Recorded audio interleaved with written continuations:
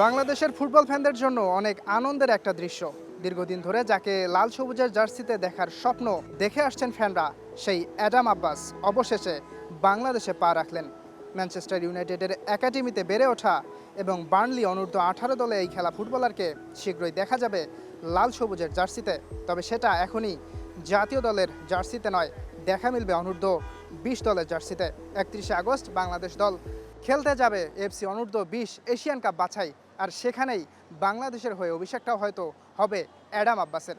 এত ফুটবলার থাকতে কেন অ্যাডাম আব্বাসকে নিয়েই এত বেশি আলোচনা? কেন ফুটবল ফ্যানরা দীর্ঘদিন ধরেই তাকে আসলে এই বাংলাদেশের লাল সবুজের জার্সিতে দেখার আশা করছে? Complete football package Adam Abbas. English academy সিস্টেমে বেড়ে ওঠায় তার খেলায় স্পষ্ট ইউরোপিয়ান ছাপ। অ্যাডামের মূল পজিশন রাইট উইঙ্গার, তবে খেলতে পারেন স্ট্রাইকার হিসেবেও।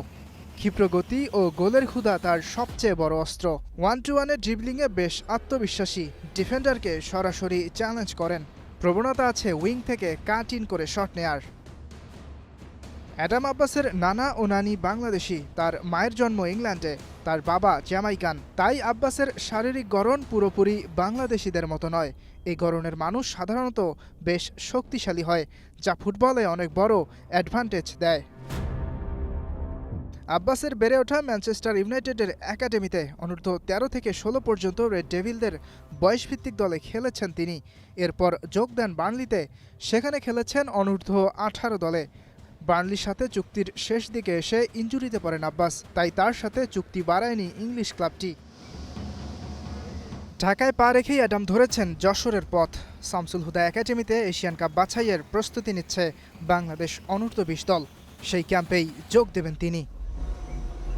জাতীয় দল শক্তিশালী করতে হলে সবথেকে জরুরি যে জিনিসটা দরকার তা হলো একটি শক্তিশালী পাইপলাইন তৈরি, আর বাফুফে সেই কাজটা খুব ভালোভাবেই করছে।